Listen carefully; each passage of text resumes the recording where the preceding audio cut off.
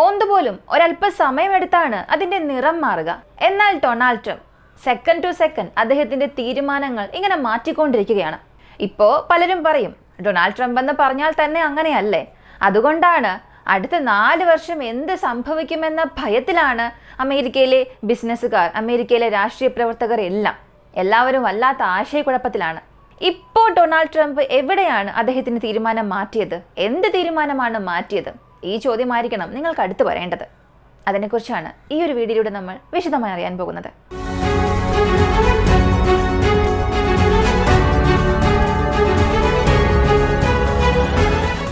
Pop ഫ്രാൻസിസിന്റെ അവസാന ചടങ്ങുകൾക്കായി എല്ലാ നേതാക്കന്മാരും അങ്ങോട്ടേക്ക് പോയി.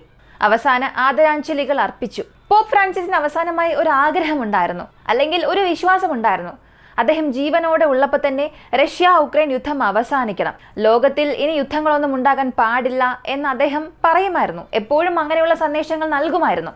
എന്നാൽ ഇപ്പോൾ അദ്ദേഹത്തിന്റെ അന്ത്യകർമ്മങ്ങളാണ് നടന്നത്. അതുകൊണ്ട് തന്നെ അവസാനത്തെ ആദരാഞ്ജലി അർപ്പിക്കാനായി പല നേതാക്കന്മാർ, ഡൊണാൾഡ് ട്രംപ്, സെലൻസ്കി, ഇങ്ങനെ ഫ്രാൻസിലെ നേതാക്കന്മാർ എല്ലാവരും വന്നു. ആ സമയം ഡൊണാൾഡ് ട്രംപും സെലൻസ്കിയും ഒരു 15 മിനിറ്റ് സ്വകാര്യമായി സംസാരിക്കുന്നു. ഓവൽ ഓഫീസിൽ നടക്കേണ്ട ആ ഒരു മീറ്റിംഗ് അവിടെ പോപ്പ് ഫ്രാൻസിസിന്റെ അന്തിമോപചാരം അർപ്പിക്കുമ്പോൾ സംഭവിക്കുകയാണ്. ഈ 15 മിനിറ്റുള്ള ഒറ്റയ്ക്കുള്ള സംഭാഷണം, അതിന്റെ ഫോട്ടോസ് എല്ലാം പുറത്തു വരുന്നു. 2025 പ്രധാനപ്പെട്ട ഫോട്ടോസിന്റെ ലിസ്റ്റിൽ വീണ്ടും ഒരു ഫോട്ടോ എന്ന ടാഗ്ലൈനോടുകൂടി പല വാർത്താ മാധ്യമങ്ങളിലെ ഫോട്ടോസ് വന്നിരുന്നു. ഇതിനുശേഷം അവർ തമ്മിൽ എന്ത് സംസാരിച്ചിട്ടുണ്ടാകും എന്നുള്ളതായിരുന്നു എല്ലാവരുടെയും ആശങ്ക, അല്ലെങ്കിൽ അത് അറിയാനുള്ള ഒരു ആവേശം. എന്നാൽ അത് പോസിറ്റീവാണ് എന്ന് മാത്രം ഡൊണാൾഡ് ട്രംപ് ഒരു വിശദീകരണം നൽകി. പോസിറ്റീവാണോ? അങ്ങനെയാണെങ്കിൽ തീർച്ചയായും റഷ്യയ്ക്ക് അത് നെഗറ്റീവ് ആണല്ലോ. ഈ ചോദ്യം നമ്മുടെ മനസ്സിലുള്ളപ്പോൾ അതെ, വീണ്ടും സീസ് ഫയറിനെ കുറിച്ചാണ് സംസാരിച്ചത്. ഇന്നലെ ഡൊണാൾഡ് ട്രംപ് ഒരു കാര്യം പറഞ്ഞിരുന്നു. പുടിനുമായുള്ള മീറ്റിംഗ് അവസാനിച്ചതിന് ശേഷം സീസ് ഫയർ ഉണ്ടാകും എന്ന് പറഞ്ഞിരുന്നു. എന്നാൽ ഇന്ന് റഷ്യയെ ഭീഷണിപ്പെടുത്തുന്ന രീതിയിൽ ഡൊണാൾഡ് ട്രംപ് ഒരു കാര്യം പറഞ്ഞു. ഞങ്ങൾ വീണ്ടും സീസ് ഫയർ ഇനിഷ്യേറ്റ് ചെയ്തിട്ടുണ്ട്. എന്നാൽ ഇത്തവണ റഷ്യ അത് അംഗീകരിച്ചില്ലെങ്കിൽ ഞങ്ങൾക്ക് വീണ്ടും സാമ്പത്തിക ഉപരോധമല്ലാതെ മറ്റു മാർഗങ്ങളൊന്നും ഇല്ല എന്ന് ഭീഷണിപ്പെടുത്താൻ തുടങ്ങി. അപ്പോൾ സെലൻസ്കിയുമായി എന്ത് സംസാരിച്ചു എന്നുള്ളൊരു ചോദ്യം അവിടെ നിലനിൽക്കുമ്പോൾ റഷ്യക്കെതിരെ അമേരിക്ക വീണ്ടും ഇങ്ങനെ കളമിറങ്ങിയിട്ടുണ്ട്. ഇക്കാര്യം അറിഞ്ഞ ഉടനെ യൂറോപ്യൻ രാജ്യങ്ങളെല്ലാം വല്ലാത്ത സന്തോഷത്തിലായിരിക്കും.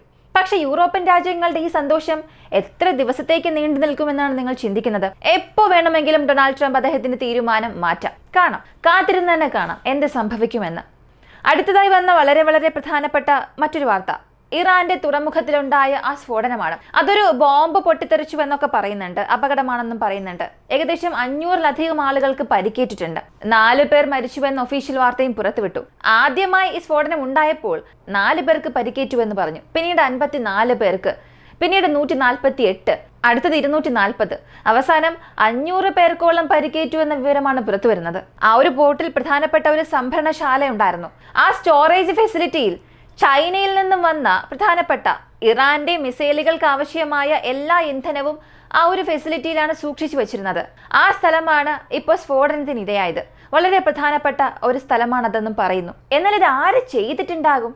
തീർച്ചയായും ഇറാനോട് ചോദിച്ചാൽ അവർ വിരൽ ചൂണ്ടുന്നത് ഇസ്രായേലിന് നേരെയായിരിക്കും. അതിനാൽ ഇസ്രായേൽ ഇതിനൊരു മറുപടി നൽകി. ഞങ്ങൾക്കും അവിടെ നടന്ന ഈ ഒരു സ്ഫോടനത്തിനും യാതൊരു ബന്ധവുമില്ല, ഞങ്ങൾ ഇതിന് ഉത്തരവാദികൾ അല്ല, ദയവ് ചെയ്ത് ഞങ്ങളുടെ ഭാഗത്തേക്ക് വരരുത് എന്ന് ഇസ്രായേൽ പറഞ്ഞു. സത്യം പറഞ്ഞാൽ ഇന്നുവരെയും ഇസ്രായേൽ അങ്ങനെ മാത്രമേ പറഞ്ഞിട്ടുള്ളൂ. ഇറാന്റെ എത്രയോ സ്ഥലങ്ങളിൽ സ്ഫോടനങ്ങൾ സംഭവിച്ചിട്ടുണ്ട്. ഇറാനിലെ ടോപ്പ് സയന്റിസ്റ്റ് എല്ലാം കൊല്ലപ്പെട്ടതിന് മൊസാദും ഇസ്രായേലും തന്നെയാണ് കാരണം. ആരംഭഘട്ടത്തിൽ അവർ ഇല്ല എന്നൊക്കെ പറയും. പക്ഷെ ഒരു 10-15 വർഷം കഴിഞ്ഞിട്ട് ഞങ്ങൾ തന്നെയാണ് ചെയ്തത് എന്നവർ പറയും. അങ്ങനെയുള്ള ചരിത്രവുമുണ്ട്. ഇപ്പോഴും ഇറാനിൽ നടന്നിട്ടുള്ള ഈ ഒരു അപകടത്തിന് പുറകിൽ, ഈ ആക്രമണത്തിന് പുറകിൽ ആരുണ്ട് എന്നുള്ളത് ഒരു 10-15 വർഷത്തിന് ശേഷം ഒരുപക്ഷെ അറിയാൻ കഴിയുമായിരിക്കും. എന്തായാലും ഇറാൻ ഇതിനെക്കുറിച്ചുള്ള അന്വേഷണങ്ങൾ നടത്തുന്നതായി വിവരങ്ങൾ പുറത്തുവിട്ടു. അടുത്തത് ബാറ്റിൽ ഓഫ് കേഴ്സ്ക്. വളരെ പ്രധാനപ്പെട്ട ഒരു ബാറ്റിലായിരുന്നു. റഷ്യയ്ക്കുള്ളിലേക്ക് ഉക്രൈൻ പട്ടാളക്കാർ വന്നു എന്നുള്ളത് തന്നെ റഷ്യയ്ക്ക് വലിയൊരു തിരിച്ചടിയായിരുന്നു.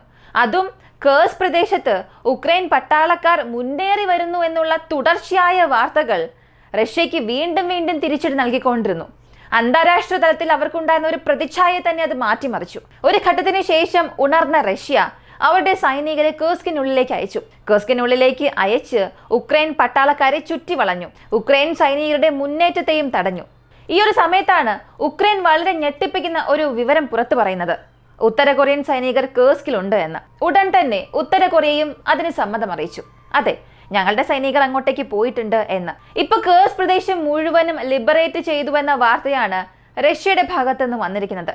അതായത് 76,000 ഉക്രൈൻ പട്ടാളക്കാരെ ഞങ്ങൾ കൊന്നു, ഞങ്ങളുടെ പ്രദേശം ഞങ്ങൾ തിരികെ എടുത്തു, ഞങ്ങളെ സഹായിച്ച ഉത്തര കൊറിയൻ സൈനികർക്ക് നന്ദി അറിയിക്കുന്നു. ഇതായിരുന്നു റഷ്യയിൽ നിന്നും ഒഫീഷ്യലായി വന്ന വാർത്ത.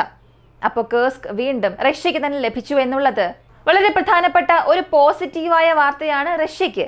എന്നാൽ അതേ റഷ്യക്ക് 2 തരത്തിലുള്ള ദുഃഖവാർത്തയുമുണ്ട്.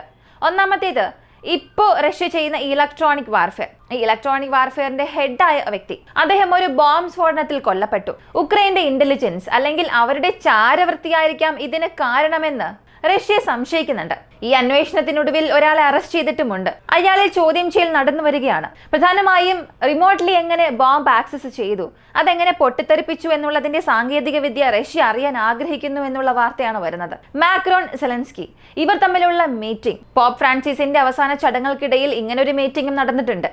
ഉടൻ തന്നെ ഫ്രാൻസ് പ്രസിഡന്റ് മാക്രോൺ പറഞ്ഞത്, അതെ, എല്ലാം പോസിറ്റീവ് തന്നെയാണ്, വളരെ പെട്ടെന്ന് തന്നെ ഒരു വെടിനിർത്തൽ ഉണ്ടാകും, റഷ്യ ഉക്രൈൻ യുദ്ധം അവസാനിക്കുമെന്ന്. മറ്റൊരു കാര്യം, താൻ അധികാരത്തിൽ വന്നയുടൻ തന്നെ അടുത്ത 24 മണിക്കൂറിനുള്ളിൽ റഷ്യ ഉക്രൈൻ യുദ്ധം അവസാനിപ്പിക്കുമെന്ന് ഡൊണാൾഡ് ട്രംപ് മൊത്തം 53 തവണ പറഞ്ഞിട്ടുണ്ട്. അതിനിപ്പോ എന്ത് സംഭവിച്ചു എന്നാണ് ചില അമേരിക്കൻ മാധ്യമങ്ങൾ വാർത്ത പ്രസിദ്ധീകരിച്ചത്.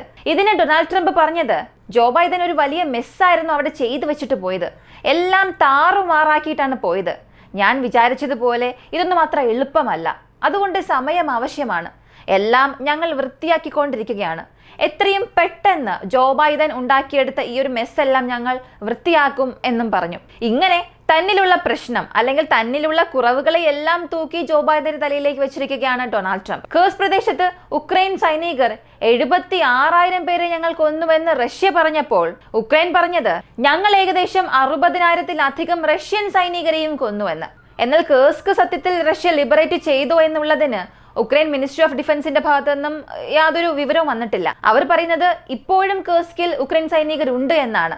എന്നാൽ റഷ്യ പറയുന്നത് ഇല്ലില്ല, ഞങ്ങളത് പൂർണ്ണമായും കൈപ്പറ്റിയെന്ന്. ചെറിയ ഒരു ആശയക്കുഴപ്പം ഉണ്ടെങ്കിൽ പോലും 95% ഉറപ്പിച്ച് പറയാൻ സാധിക്കും കേഴ്സ്ക് റഷ്യൻ നിയന്ത്രണത്തിലേക്ക് വന്നുവെന്ന്. യൂറോപ്യൻ യൂണിയനെ സംബന്ധിച്ചിടത്തോളം ഇപ്പോൾ സംഭവിച്ചിരിക്കുന്ന ഈ ഉക്രൈൻ പ്രസിഡന്റ് സെലൻസ്കിയും അമേരിക്കൻ പ്രസിഡന്റ് ഡൊണാൾഡ് ട്രംപും തമ്മിലുള്ള ഈ ഒരു കൂടിക്കാഴ്ച, ഇത് യൂറോപ്യൻ യൂണിയൻ ഒരു പുതിയ ഉണർവ് അല്ലെങ്കിൽ ഒരു ഉന്മേഷം നൽകിയിട്ടുണ്ട്. കാരണം പാശ്ചാത്യ രാജ്യങ്ങൾക്കെതിരെ പൂർണ്ണമായും അമേരിക്ക തിരിഞ്ഞ ചില ദിവസങ്ങളായിരുന്നു ഇത്. അമേരിക്ക റഷ്യ ബന്ധത്തിലും നല്ലൊരു മുന്നേറ്റം ഉണ്ടായിരുന്നു. പാശ്ചാത്യ രാജ്യങ്ങൾക്ക് ഇതൊരു വലിയ ദുഃഖം നിറഞ്ഞ സാഹചര്യമായി മാറി. പക്ഷെ ഇപ്പോഴത് ഒരല്പം മാറിയതുകൊണ്ട് പാശ്ചാത്യ രാജ്യങ്ങൾ ഒരല്പം ആശ്വാസത്തിലാണ്, അല്ലെങ്കിൽ അവർക്കൊരല്പം സമാധാനം ലഭിച്ചിട്ടുണ്ട്.